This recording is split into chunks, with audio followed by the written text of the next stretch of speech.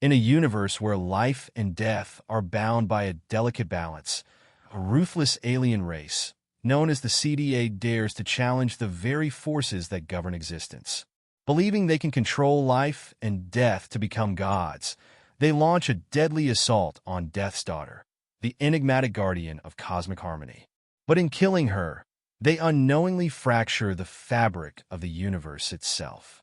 Death, a primordial entity long thought to be an unstoppable force, is pushed into a rage like never before. What follows is a cataclysmic wave of vengeance that threatens to consume not only the CDA, but the very nature of reality. As the universe trembles in the wake of this cosmic reckoning, the question arises: what is the true cost of defying the natural order, and who will survive the wrath of death? The universe was a vast and intricate web, where the forces of life and death were intertwined, constantly working in delicate balance. Stars burned in their fixed orbits, and worlds spun silently, unaware of the greater forces shaping their existence. At the heart of this cosmic harmony was death, not merely an abstract force, but a living entity with the power to shape the flow of life and death across the universe. His dominion stretched over all things, and his presence ensured that the cycle between life and death was neither too fast nor too slow. This balance was necessary to maintain the structure of existence, preventing chaos from overwhelming the cosmos. Death was not alone in maintaining this balance. His daughter, though lesser known to the inhabitants of the universe, played an equally crucial role. She was tasked with governing the space between life and death, acting as an intermediary between the living and the departed. Her powers were vast, though not as absolute as her father's. While death himself controlled the finality of existence, her role was to ensure that the cycle continued smoothly, preventing any interruption or corruption in the flow of life. She was both a guardian of life's fleeting nature and the keeper of its inevitable end. Her existence was one of profound purpose, but it was also one of solitude. Unlike her father, who wielded his power with an unyielding presence across the universe, she lived in quiet seclusion, far removed from the battles and conflicts that raged across the cosmos. Her domain was Acheron, an ancient and peaceful planet where time itself seemed to slow down. This sanctuary allowed her to perform her duties without interference, maintaining the equilibrium that her father had long upheld. Though powerful, her isolation kept her existence somewhat passive, as her role was one of constant observation and protection rather than direct action. Despite her powerful nature, the Daughter of Death was not invincible. Her abilities, though formidable, were limited compared to the vastness of the cosmos and the unimaginable forces that existed beyond her reach. She was aware of the balance she maintained, yet she never truly understood the magnitude of the forces at play until the moment came when she felt vulnerable for the first time. This vulnerability was not just the result of physical powerlessness, but the realization that the very fabric of existence was fragile, and her role was not invulnerable to change. Her power, while great, was but a fraction of the immense forces that governed the universe. She was a figure of stability, but the forces of the cosmos were always in flux, and there were those who sought to break the equilibrium for their own gain. The CDA, a ruthless and ambitious alien race, viewed the balance between life and death as an obstacle. They believed that to control the most fundamental aspects of existence would allow them to transcend the limitations of life itself, becoming gods in their own right. The CDA's belief in their own superiority blinded them to the importance of the cosmic balance. To them, the forces of life and death were tools to be wielded, not forces to be respected. The idea that Death and his daughter maintained the flow of existence was seen as a constraint, one that they could break in order to achieve ultimate power. The CDA's technology, advanced beyond measure, allowed them to conquer and enslave civilizations, but their ultimate ambition was to control life and death itself. However, the existence of Death's daughter was more than just a force of stability. She embodied the vulnerability of life itself. Her presence was a reminder that life, no matter how precious, was always fleeting, and that death, though inevitable, had its own place in the grand design. Her role in the universe was not to enforce death upon the living, but to ensure that the cycle of life and death remained uninterrupted. Without her, the balance would be lost, and the universe would face the unimaginable consequences of an unchecked force. In her quiet solitude on Acheron, Death's daughter was the universe's most important and yet most misunderstood figure. Few understood the significance of her role, and even fewer recognized the true extent of her power. She was not merely a passive observer, but an active force ensuring that life and death remained in balance.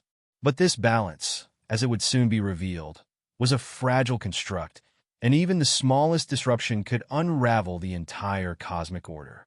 Death's daughter lived in isolation on Acheron, a planet untouched by the conflicts and wars that swept across the universe. Acheron was an ancient and serene world, where time seemed to move more slowly, creating a peaceful sanctuary for her. The planet stood as a testament to the delicate nature of life, untouched by the chaos of the cosmos. It was here that she carried out her duties, far from the eyes of those who could disturb the fragile balance she maintained.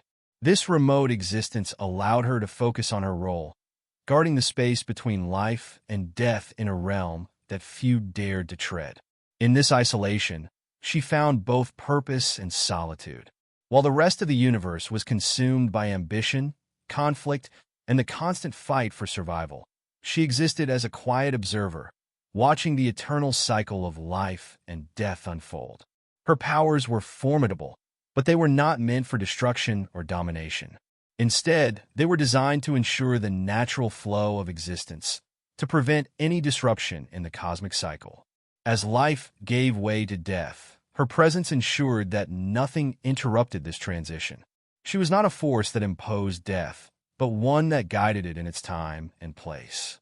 Despite the vastness of her abilities, Death's daughter was not entirely free from the weight of her responsibility. She understood the enormity of her role, but she was also keenly aware of the isolation it brought. While her father's influence extended across the universe, shaping the very fabric of existence, her domain was confined to the space between life and death.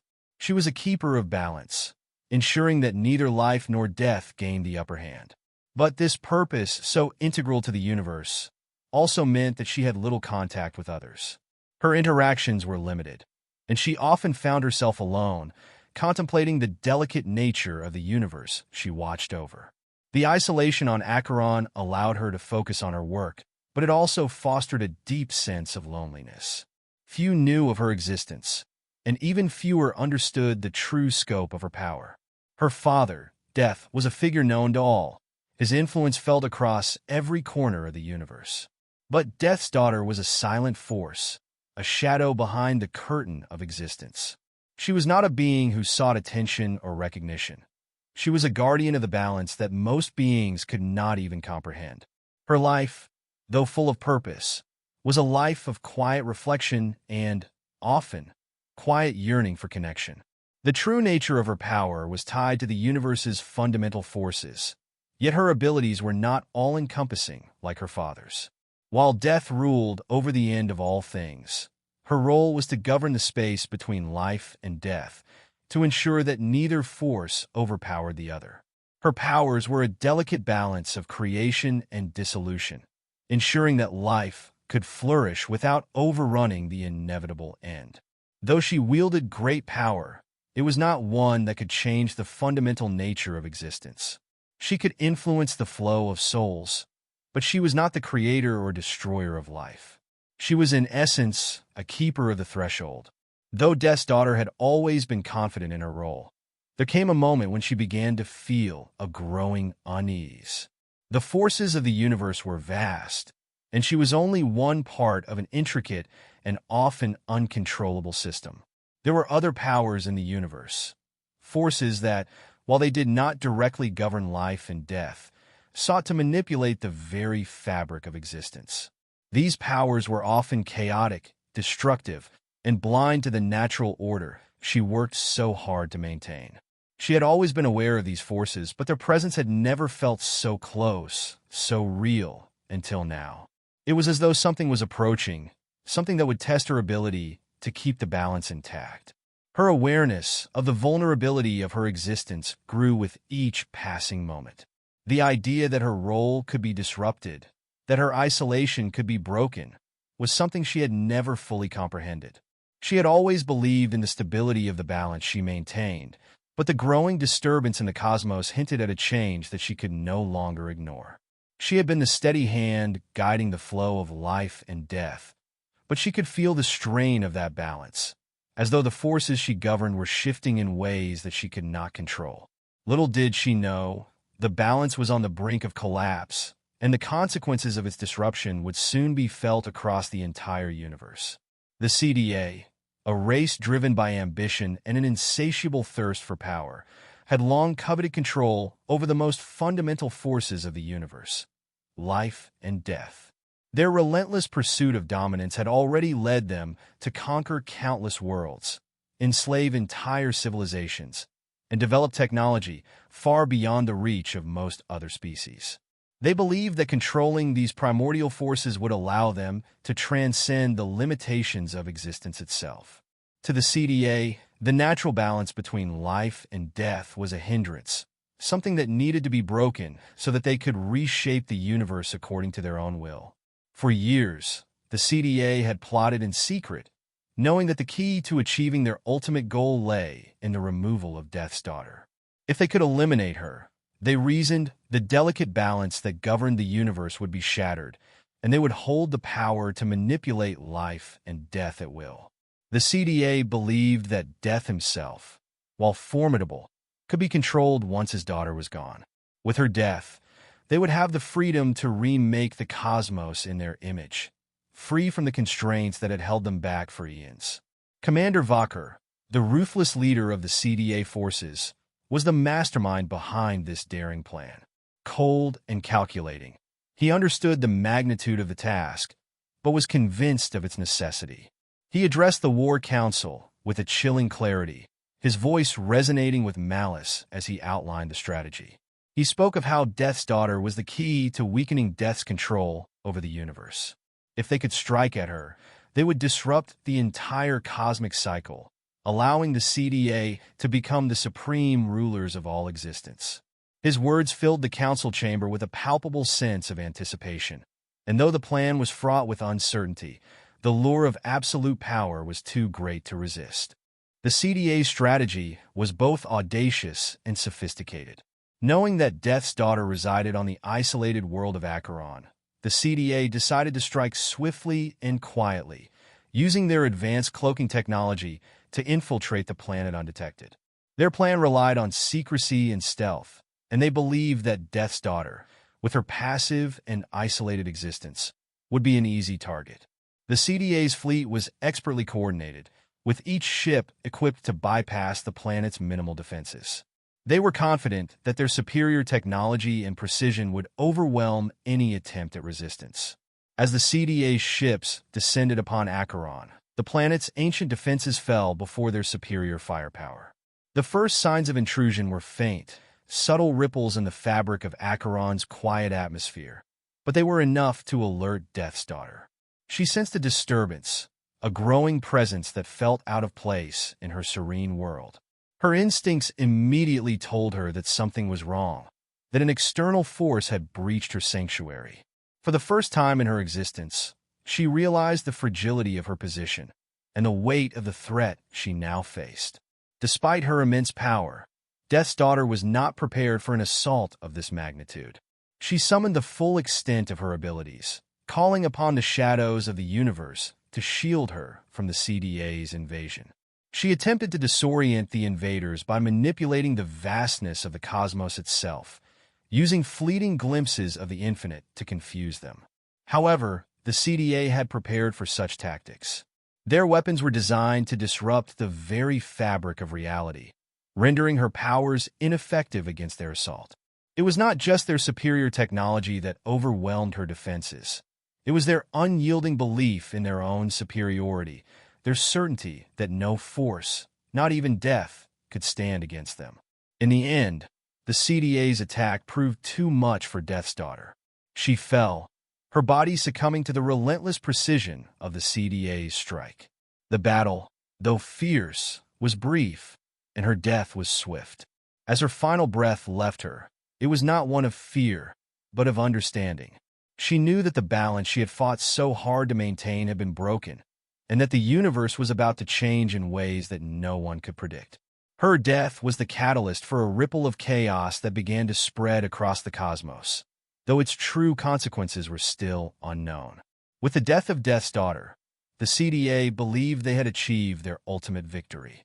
They left Acheron's shattered surface with a sense of triumph, convinced that they had broken the cycle of life and death, and that the universe was now ripe for them to reshape. But in their arrogance, they had made a fatal mistake. They had underestimated the true consequences of their actions. The delicate balance that governed the universe was not something that could be disrupted without repercussions. And as they would soon learn, the forces they had sought to control would not be so easily manipulated.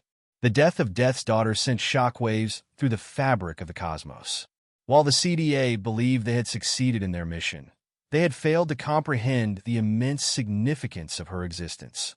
The balance between life and death had been maintained for eons by her quiet but powerful presence, and her sudden absence created a disturbance that was felt far beyond the confines of Acheron. The first tremors of this disturbance were subtle, nearly imperceptible, but they grew in intensity with each passing moment. It was a ripple that threatened to unravel the very structure of the universe. In the realm where Death resided, the impact of his daughter's death was immediate and profound.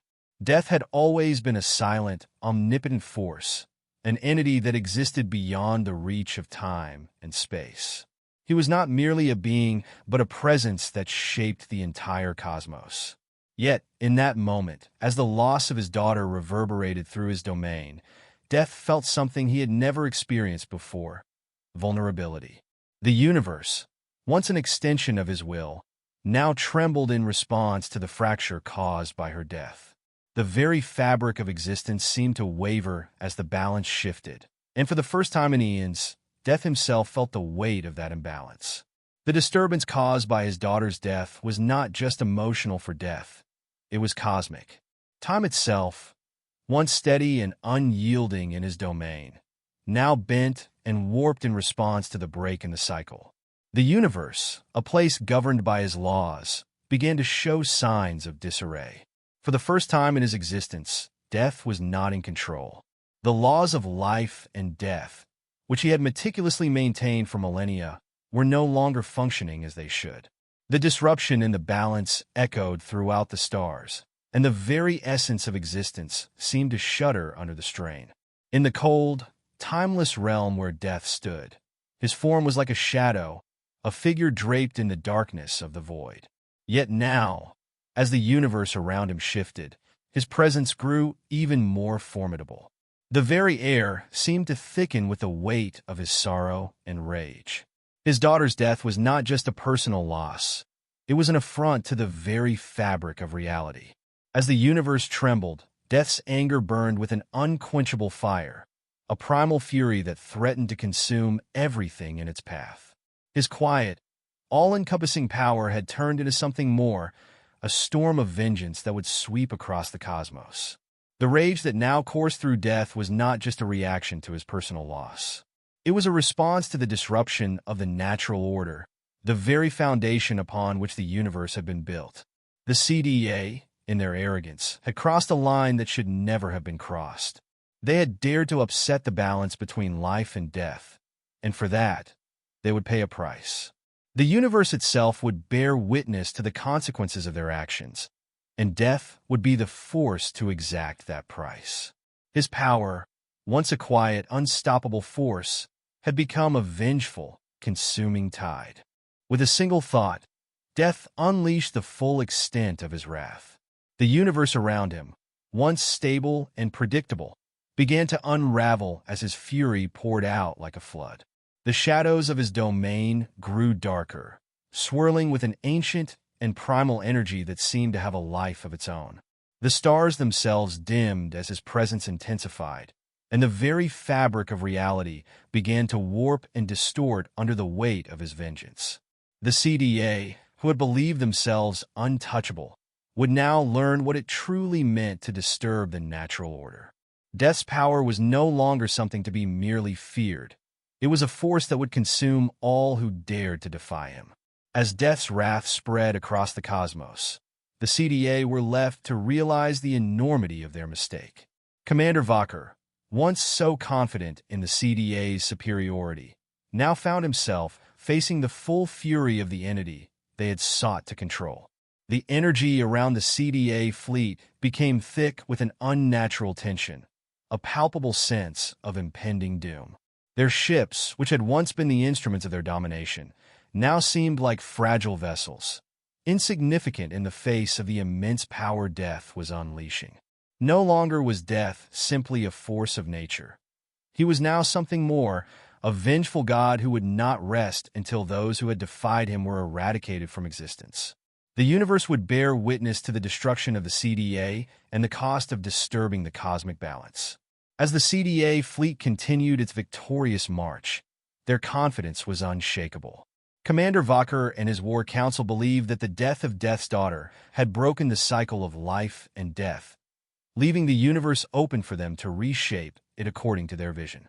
They had crossed a line they deemed necessary for ultimate power, and for the moment, their success felt absolute. However, they were unaware of the cosmic storm that was brewing, a storm that would soon reveal the true cost of their ambition. The first signs that something was amiss came in the form of strange energy readings from Acheron. The sensors on the CDA flagship began to flicker and beep, alerting the crew to disturbances they could not quite understand. The readings were unlike anything they had encountered before, an anomaly that caused a sense of unease to spread throughout the fleet. The commander's second-in-command, an officer named Cal, approached Vacher with a growing sense of urgency. His voice trembled as he spoke of fluctuations in the energy fields, an unsettling disturbance that could not be ignored. Vacher, ever the stoic leader, narrowed his eyes and demanded an explanation. However, even as the words left his mouth, he could feel it too, the shift in the air. The confidence that had defined the CDA's rise to power suddenly began to waver, replaced by a gnawing sense of fear. There was an unnatural tension, a weight in the atmosphere that felt like the universe itself was holding its breath. Vacher, despite his usually unshakable demeanor, could not ignore the unease that was creeping into his very soul. Something was coming, something far more dangerous than he had anticipated. The entire fleet was on high alert, the crew scrambling to analyze the readings and pinpoint the source of the disturbance. The sensors on the ships began to detect an anomaly in the vastness of space. A deep, resonant sound filled the air, one that echoed through the very hull of the flagship. It was a sound like the tolling of a distant bell, a warning that something immense was drawing near. The crew, even those who had faced countless battles, could not shake the chill that spread down their spines as the sound grew louder. The universe was shifting in ways they couldn't understand, and they were powerless to stop it. In the vast expanse beyond the ship's viewport, the stars seemed to dim.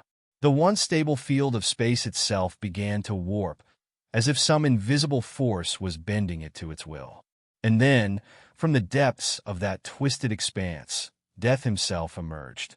His form was not simply a shadow, but a towering presence that seemed to consume the very light around him.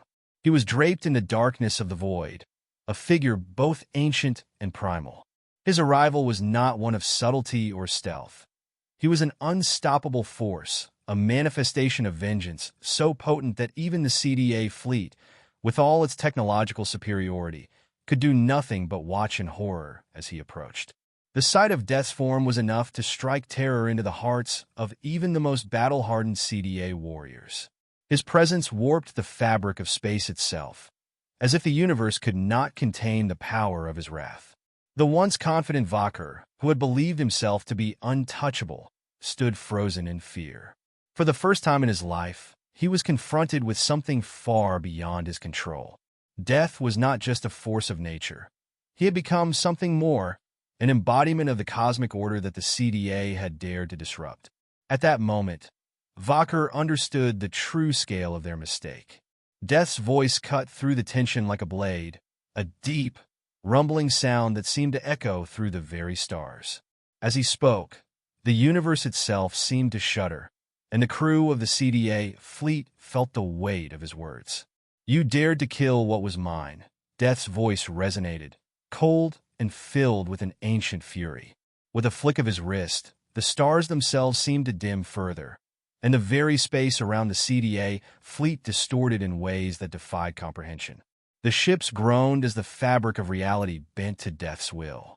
It was not just a confrontation, it was a reckoning.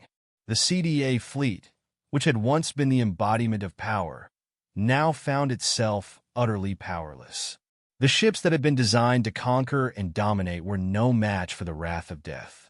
The crew screamed as the universe itself seemed to tear them apart, as if the very laws that had governed their existence were being unraveled. Valkyr could do nothing but watch as his fleet, his empire, was consumed by the force he had so carelessly sought to control. His own ship, once a symbol of CDA might, was now crumbling under the pressure of Death's anger. As Death unleashed his full power, the CDA realized too late the enormity of their mistake. What they had believed to be a victory had, in fact, been their downfall. The universe trembled as Death exacted his vengeance, and the CDA were wiped from existence. Their empire, built on conquest and the manipulation of life and death, was no more. The price of disturbing the natural order was steep, and the universe would bear witness to the consequences for all eternity. Death had not only avenged his daughter's death, but also reasserted his dominion over the cosmos. After the catastrophic destruction of the CDA fleet, the universe slowly began to settle back into a precarious calm. The balance that had been so severely disturbed by the death of Death's daughter and the subsequent actions of the CDA was not easily restored. Death, having enacted his vengeance, remained a looming figure in the cosmos, a constant reminder of the power that governed all things. His wrath had not only destroyed the invaders, but had also left an indelible mark on the fabric of reality itself. The universe, though vast and unyielding, had felt his anger in ways it had never experienced before. The aftermath of the CDA's annihilation sent ripples through the galaxy. Once, their fleets had been a terrifying force, capable of dominating entire civilizations. Now, they were nothing more than a cautionary tale, a stark reminder of the dangers of meddling with forces that one could not hope to understand. The leaders of other civilizations across the galaxy began to take note of the consequences the CDA had suffered. Their rise and fall had been swift, and their destruction had been complete. It was a lesson in the fragility of power, a warning that no one could escape the reach of Death's influence. In the wake of the day's demise, there was an eerie silence. For a brief moment, the universe seemed to pause, as if holding its breath. The cosmos, which had been thrust into chaos by the CDA's actions, now appeared still, but only on the surface. Beneath this stillness, however, there was a deep, unsettling awareness that the balance of life and death had been disrupted. The death of Death's daughter had changed everything. The consequences of her loss were not just felt by Death, but by every living being, every star, every planet that existed. The cycle of life and death, so carefully maintained for eons, had been fractured, and the universe could not simply return to its previous state. Despite the immense loss and the chaos it had caused, there were still those who believed that the universe would eventually heal. But the damage done was far from something that could be mended easily. The cosmic order had been irrevocably altered, and while Death had punished the CDA for their transgressions, the repercussions would linger for a long time. The ripples of their destruction would echo throughout the galaxy, and even the most distant corners of the universe would feel the effects of their meddling. Some civilizations, learning from the destruction of the CDA, began to reconsider their relationship with the forces of life and death. There was a growing recognition that the cycle, though difficult to understand, was vital to the stability of the universe. The balance between life and death was not something to be controlled or tampered with. It was a force that, once disrupted, could lead to calamities far beyond anyone's control. Fear spread like wildfire as whispers of the CDA's fate traveled through the stars. To those who had previously thought they could outsmart or overpower the natural forces of the universe, the lesson had been brutal. Meddling with such forces came at a tremendous cost. Meanwhile, Death, though having exacted his vengeance, remained an ever-present figure. His actions had reasserted his dominance over the cosmos, but he did not return to his passive state. The loss of his daughter had marked a pivotal shift in his role. His realm, once a quiet place of judgment and release, was now filled with a simmering, relentless energy. Death had not just punished the CDA for their insolence. He had taken something more from them. He had taken their place in the universe. Their challenge to his power had sparked a transformation, one that had turned him into more than just a force of nature. He was now an undeniable presence, one that even the most powerful civilizations could not ignore. Yet, even with the CDA gone and the universe reeling from the consequences of their actions, there was still a sense of uncertainty that lingered. The damage had been done, and the once stable equilibrium of the universe had been shaken to its core. The balance between life and death, though somewhat restored, was fragile. It would take time for the universe to heal from the chaos unleashed by the CDA, and for Death to fully reclaim his position within the cosmic order. But one thing was certain. The universe had learned a harsh lesson. It had learned that no being, no matter how powerful, could escape the wrath of Death when the natural order was disturbed. And the price for such disruption was always more than anyone could afford to pay. The destruction of the CDA fleet and the reassertion of Death's dominance in the universe was not the final chapter in the cosmic struggle for balance. The events had set in motion a chain reaction that affected not just the immediate consequences of the CDA's downfall, but the very nature of existence itself. The loss of Death's daughter and the subsequent vengeance wrought upon the CDA had left scars in the fabric of reality, scars that could not be easily healed.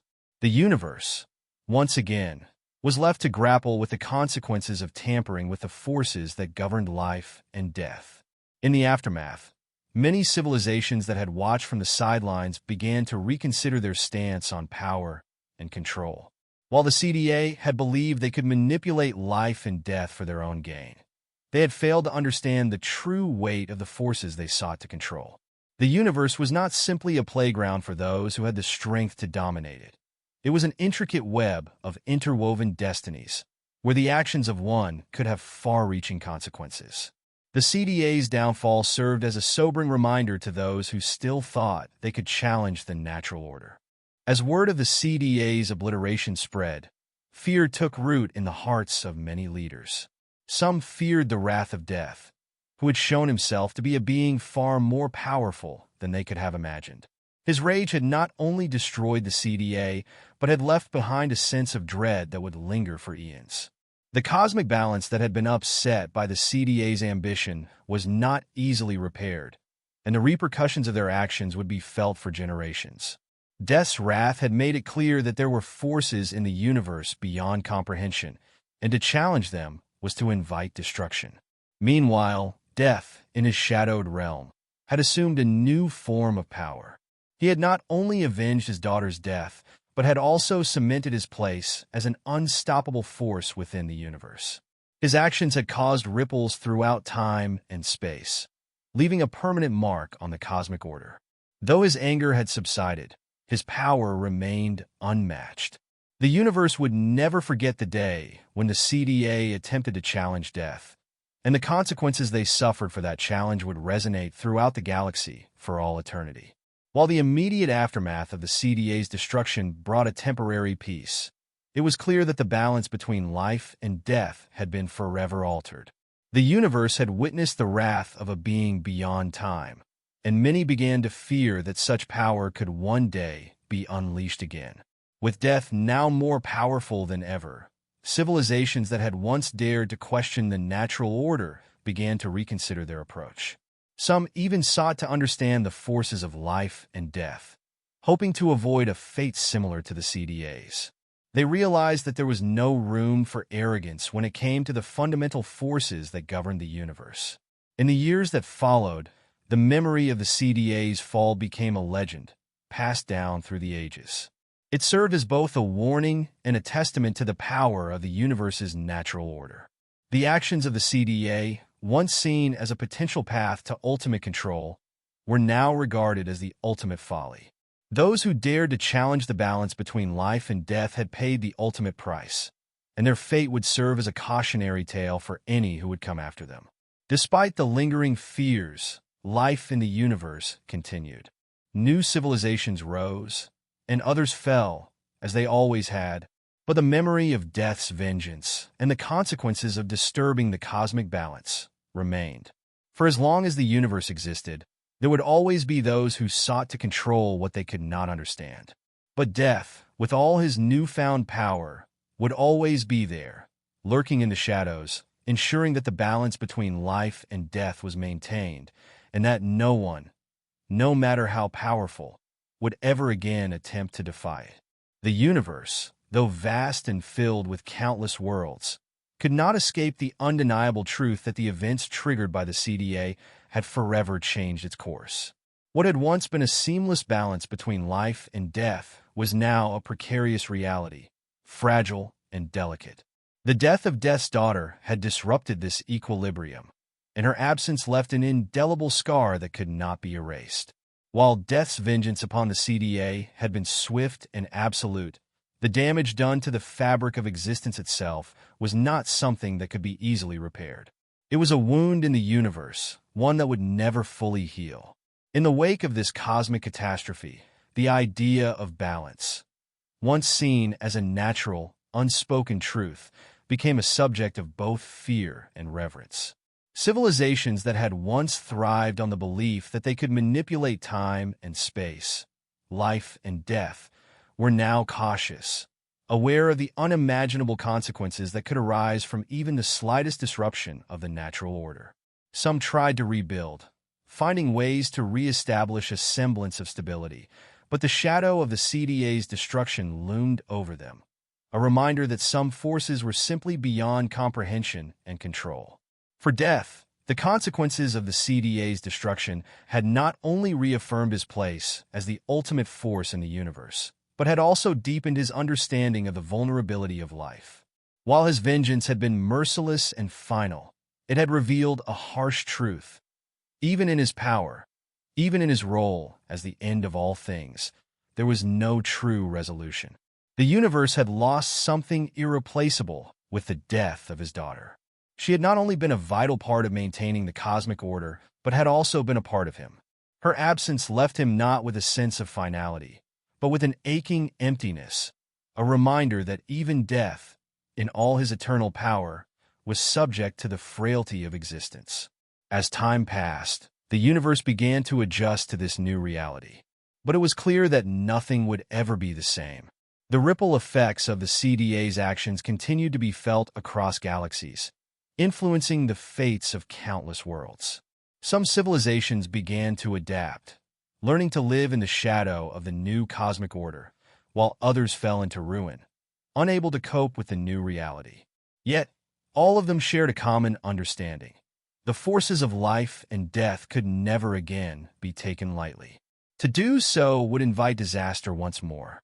The legacy of the CDA's downfall became a cautionary tale, passed down from one generation to the next, a story of ambition, hubris, and the unrelenting nature of the universe. It served as a stark reminder that no being, no matter how powerful, could ever hope to control the fundamental forces of existence. The lesson was clear. Meddling with the balance of life and death was not only foolish, but it was a risk that could unravel the very structure of reality itself. And those who had dared to cross that line had paid the ultimate price for their arrogance.